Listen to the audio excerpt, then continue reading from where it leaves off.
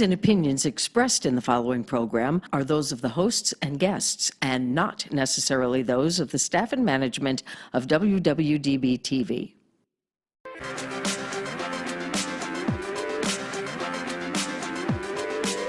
Whether she's walking the red carpet or doing interviews, you'll find her with celebrities and all the latest news.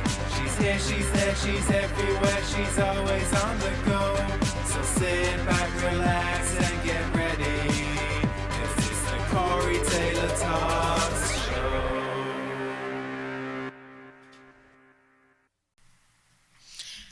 Hello everybody, and welcome to Corey Taylor Talks, live from Las Vegas. First of all, happy 4th of July, but today I wanted to talk about a serious subject that is going to be a major problem today on 4th of July, and I have an amazing man with me today, Mr. Steve Meriwether, who just had a horrible tragedy happen to him, and it is completely preventable. It should have never happened, and it should never happen again. So I had him here today to talk about this because it shouldn't ever be an issue at all, but it seems to just be getting worse and worse every day. So today we're going to be talking about drunk driving. Now, yes, once again, you're Steve Meriwether, your son Garrett. Do you want to tell the story about what happened? Yeah, my son Garrett was killed on May 22nd by a drunk driver. He was leaving a friend's house at about 12:30 in the evening. He was always home by 1, and he was about 10 minutes from home, and as he pulled out of the neighborhood, was hit by a drunk driver and killed. That's basically what happened. I mean, that's where we stand today, and it was just on, again, May 22nd, the tragic event. Yeah, and once again, I am so sorry, but I think it is amazing what you're doing, and I really I don't want to imagine what you're going through. I can't even imagine. But for you to be actually helping people and doing this in his name, that is phenomenal. Yeah, I mean, I was in law enforcement for 25 years, and I certainly understand what it takes, in my mind, to prevent these types of things. Yes. And then, of course, when it hits home this way, you're angered and you're mad. But my whole life has been about saving lives and helping people, and I'm never going to stop doing that. I mean, I was a member of the Las Vegas Metropolitan Police Department, which is a wonderful agency. They've been so wonderful to me.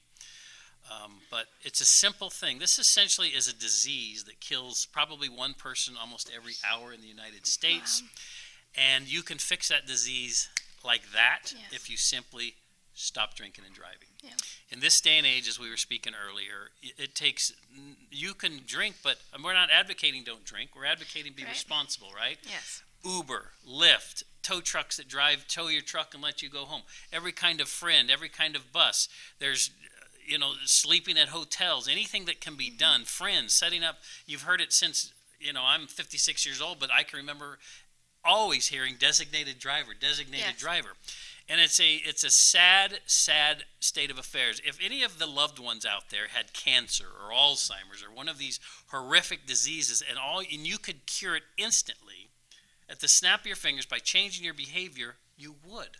I don't know anybody out there that would not do that, right? So this can be done.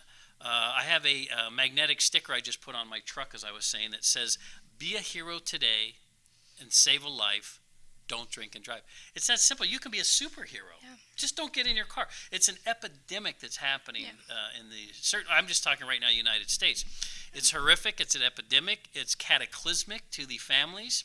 It's a club you never want to be a part of. No parent should ever experience this.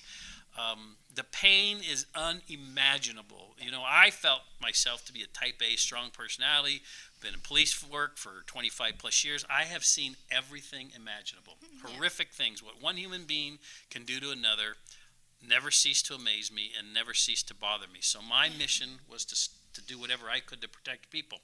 We certainly do that as parents. Unfortunately, it didn't work here to protect my son. So here we are. Yeah. And first of all, thank you for being an officer too. We love our law enforcement here. My pleasure. And you were a sergeant as well, Chris. Yes, so thank I you retired very much. as a sergeant. Yes. Thank you very much for doing that too. But it is true. you, you dedicated your whole career to helping people and to saving Yeah, people. nearly half my life. Yeah, and just for this to happen to you is just unbelievable. And there's so many ways to prevent drinking and driving. There's literally, you can't think of an excuse. It's not Right. possible. Nope. There's no such thing as an No. excuse. Even if you don't want to pay or spend money or spend 30 cents for a bus, I guarantee you post on social media, hey guys, I'm stranded, I need a ride. I guarantee someone will be there in 2 seconds. Just plan it before you go. It's Exactly. so simple. You're supposed to be an adult, number one. This individual was underage Right. in addition to not being Correct. able to drink, so that's another issue. But plan it before you go. Yes. You always have designated driver Uber, as we talked about that. It's something that can be cured instantly. It's maddening. It's frustrating. It has nothing to do. The only effect, really, of me being with law enforcement and now, it doesn't change the fact that how we're affected or how anybody else is affected. Right. I just happened to be that I certainly thought I, did almost half my life to prevent these types of things. And I can tell you without question, every time I arrested somebody who was DUI or committed some other crime, but DUI, the first words out of that individual's mouth to me was always, well, you're ruining my life, which is absurd when and my response was typically, no, I'm helping your life, believe it. I'm trying to save some other lives. Exactly. So that's the ironic, I guess, part of this conversation that we're having, or what's happening to us. My wife now, my beautiful wife, Garrett's 2 siblings who are so strong and wonderful, which is our focus and our mission now to make sure and keep that going. But I mean, it's a simple, it makes no sense to me. No, it never does. At all. No, and we've, as you guys know, we've had so many conversations about this. There's no reason for it, and it's killing so many people. And if you're so selfish that you don't even care about the other person, it also ruins your life, because you're gonna be spending, if not the rest of your life, majority of your life in jail. You took someone else's life, and you're gonna have to live with that forever. And so not only are you killing someone or putting someone else's life at jeopardy, you're putting your own. So if you're that selfish, you're doing it to yourself as well. Let's just take it. Even if you get arrested for DUI and it's your first offense, first of all, the penalties are ridiculously easy and soft. Yeah. It needs to be stiffer. But even that, you're going to be spending somewhere around $10,000 to $15,000 when it's said and done on a first DUI for attorney's fees, court fees, SR-22 filings. Your insurance is going to go up, and you could have spent a maximum of $100 to get a ride home. Exactly. If you hire the best Uber there is, the XL or whatever that is. I mean, it just doesn't. When you put it in perspective, and the money that you spent drinking, I'm going to assure you, exceeded what it'll cost you to get home, because it's not cheap to drink alcohol. So again, it as you said, there is no viable reason you could give, certainly any of us that are in this horrific club that we parents now have to be in that are experiencing this, to not simply lay aside that extra money and you do while you're sober. Make these plans, because now you're making plans when you're intoxicated and you cannot think straight and you're not making you don't know how you're responding when you're intoxicated. You don't know what you are. Exactly. And even I just turned 21, and I drank, and I was like, I can't even comprehend. I had like 2 drinks of alcohol, and I was like, I couldn't even imagine driving like this. Like, it was just so ridiculous to me that people think they're invincible and they can do this. And you know when you are. And honestly, I wouldn't risk it. If you have 1 drink, don't risk it. Why would you take that risk? Why would you do that? Yeah, well, you hit it on the head. You're selfish if you're doing that. Yeah. Shame on you. Yeah. But let me put something else in perspective. So let's say you don't hit anybody and you don't get pulled over. And you are sitting at the last stoplight or the last traffic stop sign before your home, and somebody hits you. That individual happens to be intoxicated. Well, guess what? You're both going to be investigated and checked out, and you were simply doing nothing but minding your own business, but you got hit on the way home by someone else who's intoxicated or not, and the police show up.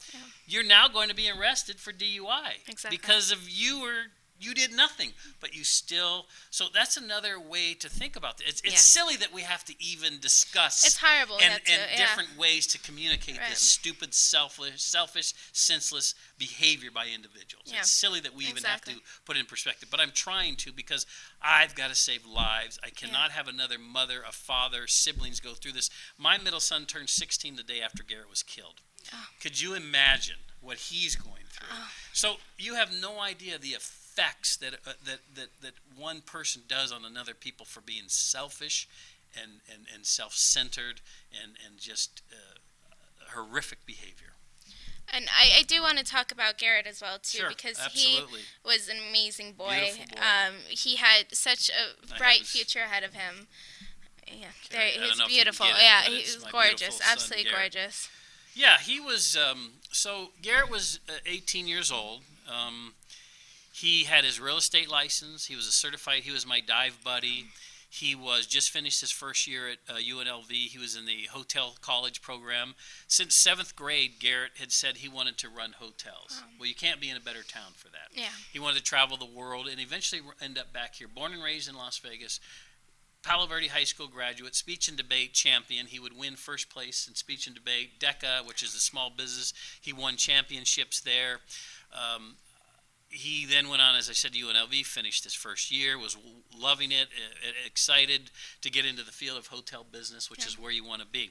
So the sky was the limit. It truly was with Garrett.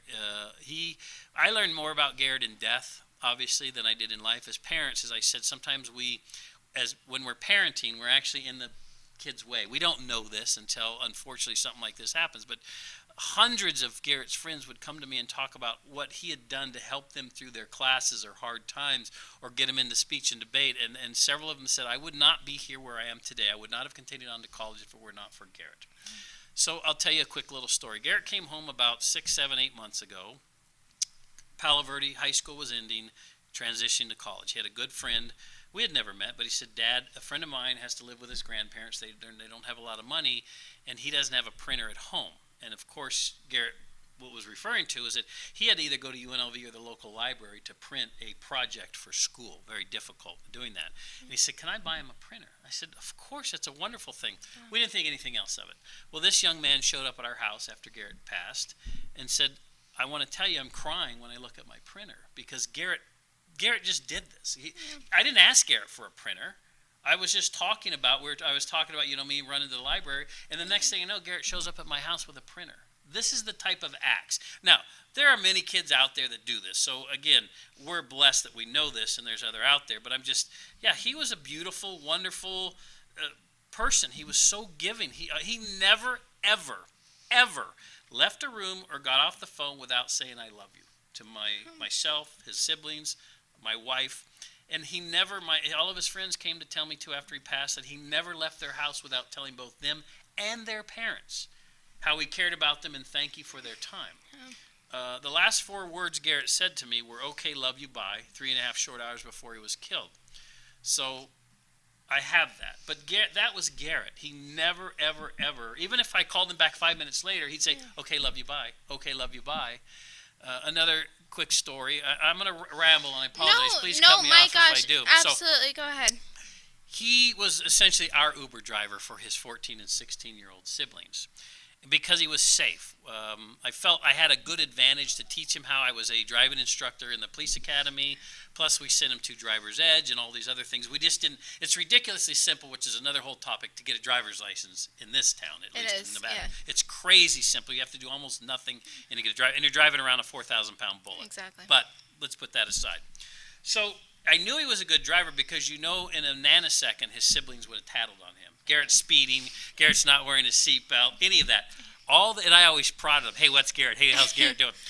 He was always a beautiful. They said he was a great. He stopped at every stop sign, wore a seatbelt. He wouldn't move till they put their seatbelts on. So we always trusted him. Anyway, so he would drive them to where they needed to go when we couldn't. He was a blessing with that. So my daughter, who had finished 8th grade this year, they had a dance, and then they were going to go meet somewhere to have food, and he was taking her from the dance to go have food.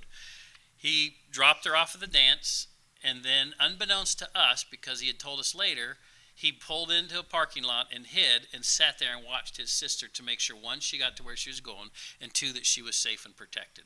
Again, this is the way Garrett thought. I didn't ask him to do that. I guess if I'd have thought about it, I would have.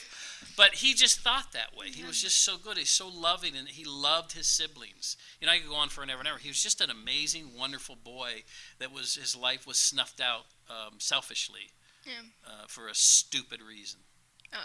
And it's ridiculous that it had happened that way.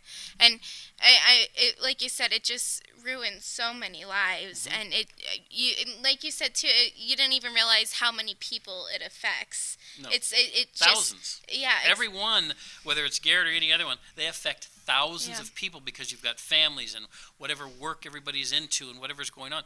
It's just a ripple effect. You know, with Garrett, it was just so huge. We have so many wonderful people. My wife's a teacher and the wonderful teaching community. And as I said, I happen to work for the Catholic Diocese here in Las Vegas and the Catholic community and everybody, the way that they came out. And as I said, my wife and I couldn't imagine getting through this without every one of those, I call it the links in our chain. Not everybody has that. We're so blessed. So we still have blessings in our lives, and I pay attention to those blessings because I'm thankful for those things. We can't become selfish. At least I hope we don't. But yeah, it's thousands of people that are affected by one of these as it moves out into the community and out into the friends and the family. Yeah. No, and I do want to talk a little bit about his siblings as well. Sure. How is it affecting them? 'Cause I really want people to pay attention to Tragically. how They're so brave and so strong. And I'm so proud of them, but it's tragically to them because that was their big brother. Again, he protected them, and they know they protected. He protected them. My middle son won't go past Garrett's room because my middle son, his room was just past Garrett's, or in the area of Garrett's, and he always felt safe because Garrett was always there. Because Garrett came home every night. Yeah. He's 18 years old. He's going to be 19. Was going to be 19 in September, and he didn't really have a curfew, but he gave himself a curfew. He's home at 1 a.m. So that he felt safe with him in the house, and so it's affected them dramatically. He can't go past Garrett's room. He spends all of his time now kind of with us. We do as a group. We sit at the home and just, but yeah, they're devastated. It's cataclysmic, as I said. I can't have enough adjectives or enough big words to put into, and you have no idea. And again, I saw the worst of the worst for 25 years, and I felt so bad for so many people, and I felt I helped a lot of people to get out of bad situations, domestic situations, murder situations, whatever it was that we could help victims. Nothing. And I can remember being sometimes in tears because as a supervisor, you have to go on all the calls of significance, and specifically with children. And when I would hear there was a child that was harmed, and I can remember a specific call where a father had literally twisted a 2-year-old's leg until it snapped. Oh my and so gosh. as a father, I can remember slowing down and not wanting to the staff, the rest of the crew were getting there, the medical's there, and I was coming from a distance, and I was like almost subconsciously slowing down because I didn't want to see what I had to see. But of course, you press on in law enforcement, and you get there and you do what you have to do. But again, and I cannot tell you how I felt because I had my kids at the time, obviously, and you're just so brokenhearted, and you want to do that, help these other people. Again, what I'm getting to is you have no idea of the pain. No. Nothing can prepare you. Hopefully to God, nothing has to prepare you or you never have to feel this. But yeah, his siblings are just, it's a life sentence that we are all now living, as every other parent who's experienced this. It is truly a life sentence that can never be fixed or reversed. No. And like I said, I don't want to imagine, and I couldn't even imagine. It's just horrifying, I'm sure, what you guys are going through, and it's just so crazy to me that this is still happening because there has been other incredible people that have gone out and shared their story, and I think that it's just amazing that you guys are doing this and trying to prevent this from happening. But I don't get these people. They just keep doing it, and I like, even way back in the days, when there was just cabs or whatever, still there was no excuse. But now there's Uber, there's Lyft, there's buses, there's the tow companies. Like I said, posts on social media. I guarantee 1 million people would jump in and get you because there's people out there that will help. Yes. They will help you. And so many people have been affected by this, which is just horrifying that they have been, but it's true. And there's no excuse for it. Even your parents, if you're an underage drinker, I promise you, your parents, they'll be mad at you, but they'll be happy to have you home. Exactly. Yeah, we always said that. We know that, unfortunately, that happens in high school. People do these things, but we'd always tell that. Just no questions asked, call, we'll deal with it in the morning. Yeah, exactly. You know? And we hope that that message is out there. Parents, you need to speak to your kids. You need to be open. You need to be honest. You need to let them know. If there's an issue, call you. My kids know that if they're in a situation they're uncomfortable with, they need to say they have a stomach ache or whatever it is so that they can save face with their peers and get out of there. Something like that. There needs to be some kind of code word. I'm not feeling well. I'm sick. And then you call. I mean, it's a simple process on that side of it. But then when you are doing these things as an adult, being 18, older, whatever you're doing, and again, we say it 100 times. Don't do it. Yeah. It's Period. as simple as that, yeah. And there's no reason, and like you said, you're not only putting yourself's life in your hand, you're putting everyone that's driving, anyone that's in the proximity of a road. Even just, a week ago, a Ferrari hit a person parked in a parking lot. Yeah. In a shopping center, that's just crazy, and you're DUI putting again, everyone's life at risk. Yeah. Everyone's life. And an 8-year-old boy, you were saying earlier, he was killed 8-year-old right boy in front. Levi. We met with his parents on Tuesday. He was killed almost a year ago, and he was simply buckled in his car seat. His family was just driving, minding their own business, obeying all the traffic laws. They did everything they could for this beautiful boy, buckled in his car seat, and a speeding, drunk, high driver hit him and killed this little boy. Beautiful, precious, sweet boy. And then another, of course, family that we heard about, the young man on his motorcycle that he gave his organs because, being a hero after death. And I met his mother, and we just sat there, and you don't have words to say to each other in a group, as I said, in this club that nobody should be a part of and it shouldn't exist. But you look at the devastation. And again, this was just 3 of us. Yeah. There's thousands out there, thousands upon thousands. It just doesn't make sense. No, it doesn't. And he was such a beautiful kid, and Oh, yeah. he had such a bright future ahead of him. I mean, at 18 years old to even have his real estate license. Yeah, he's out doing real estate. I mean, that... He worked. Exactly. And he was still living at... So it's not like Yeah. he threw him out. No, and we didn't know, living not on at all. his He was own. living Yeah. at home because he's going to college, obviously, and it's 20 minutes away from the house. But yeah, he went and got his real estate license, and he was out every day showing houses and doing what, he was not, 18 years old. You don't hear people 18 having a real estate license and a advanced certified scuba diver. He just, Boy Scout, he became a Life Scout, just shy of a Eagle Scout. But, he affected in the scouting world as well. He did. We as parents think we did everything we could, right? We think hopefully Garrett did. But here we are. No. And you do. You sound like amazing parents, and I'm sure you had an amazing family, and you did everything right, and it just was some selfish idiot, a 19-year-old idiot who had to take his life. And like we said, I don't even know how we can get the message through even more, but... It's a simple thing. Because they don't want to be on that end. They don't want to be in jail. They don't want to go to prison. I don't know how that's not a deterrent in and of itself. Exactly. Listen, it should be a deterrent enough. Nobody should want to kill anybody. That's number one. Right. But to just think of what you want the rest of your life possibly in prison? Yeah. You're destroying your own life. Yeah. Doesn't make... I don't know. You're coming at it from both angles. It's not like there's a benefit to either side of this. Yeah. At all. At all. So, think about that.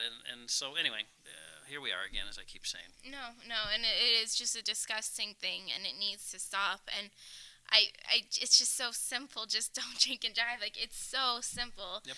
And really, like I said, I had 2 drinks, and I was like, I don't have any idea. I was really thinking, how do people do this? How do people think that's okay? And it's insane that you're putting everyone's life in your own hands, and it's just horrible. And there's tragedies like this all the time. You said every hour? Yeah, I think I was leading the latest statistics on the CDC website, but it's every 50 minutes in the United States. So not even an hour. Someone loses their life to a drunk driving accident. So that's huge numbers. Every 50 minutes. So, as I said, it's an epidemic disease that can be cured like that, and we should cure it. And kind of like you were pointing towards, cars enough alone, when you're completely sober and you're paying attention to the road, it's still a dangerous thing. You're 16. driving a deathmobile, really, and it's such a dangerous thing. You're already doing it, and you can be driving, pay attention. You just make a stupid little mistake, and that could end someone's life. So then you're drinking alcohol and driving too. Like, it's just crazy. Yeah, I mean, let's take it back. Just stop texting. Stop Yeah. putting on your makeup. Stop eating your burger. Stop looking at yourself, whatever you're doing, reading your emails. And do the speed limit, too. I mean, all of these things are factors, because all of these things are increased twofold when you're drinking, because you're not consciously able to, you think you are, but you really cannot change, you cannot pay attention to these things. But even if you're sober and you're texting, you're driving a 4,000-pound bullet. And these 16-year-olds certainly don't have the knowledge to navigate or do these things. It takes, listen, I flew helicopters for 5 years in the police department. Talk about multitasking. So part of flying a helicopter, you have all of the controls you have to work. You have to talk to the air traffic control. You have to navigate the air traffic control system to go from one airspace to another airspace. And then when you're the observer on the other side flying in the police helicopter, you're talking to dispatch, ground units, you're directing ground units. My point being is it's a very task-requiring, multitasking environment. Absolutely. I am not capable myself of driving and texting or reading an email, because it requires so much of your time, because in the air, I guess we have a little leeway that there's not much to bump into. On the ground, everything is something to bump into. And it takes literally half a second for something to change the velocity or the angle of which you're driving to hit something, whether it's somebody in a crosswalk that you don't see, somebody on the sidewalk that you're... I mean, we can start there, and then now you're going to add alcohol into the mix of that. I don't have any statistics on distracted driving deaths or injuries, but let's cure that too. Yeah. How about we cure it all, right? That's true. We can cure these diseases, as I call them. Let's cure them. Yeah, it's true, and it's dangerous enough to just be a really a perfect driver and pay attention to the road, and it's still something can happen in an instant. So why are you adding all this and making it so much worse?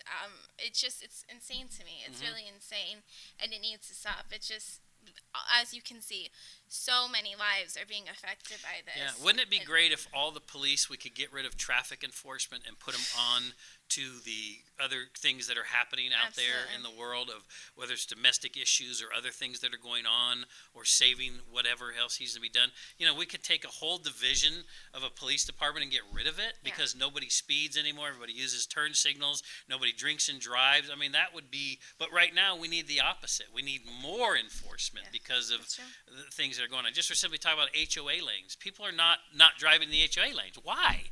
Why do you feel... Truly, if you timed yourself driving the speed limit on everything from your home to work, and then do your normal driving habits, as most of them we know they're bad, and speed and do whatever, I'll bet you save a minute and a half, 90 seconds maybe. Right. It doesn't make sense. So again, I don't want to just stop drunk driving. I'd like to stop anybody being injured and all of these other things. And it just goes on and on. But yes, we're concentrating on drunk driving, because that's again, the effects of that are never ending and ripple and forever, or deep. Absolutely. And Driver's Edge too. I'm glad you brought that up too. We've had them on my show before. Wonderful program. And it's free. Exactly. They did a phenomenal job. And I think that really woke a lot of kids up, and we're like, oh, I think it really is. And I don't know why that isn't more of a standard. Right. And should be mandatory. It They are really wonderful people. They have true professionals out there. Yes. They teach you how to do skids and that kind of stuff. Yeah. Yeah. No, absolutely. There's just so many resources out there, and it's such basic knowledge. Just don't drink and drive. Yep. And once again, I am just so sorry for your loss. Thank you. We appreciate your condolences and certainly the support. But let's fix this. Let's not have any more families go through this ever again. It's a simple thing to fix, and it takes all of you to do it. Just don't do it. Yeah, and I think that's amazing you're doing it in Garrett's name too. Absolutely, 100%. Garrett Richard Meriwether was a wonderful, beautiful, sweet boy, and we miss him dearly. Yeah. And actually, before we go to, I forgot about this. My manager brought it up. You just had the funeral for him, obviously. Oh yeah.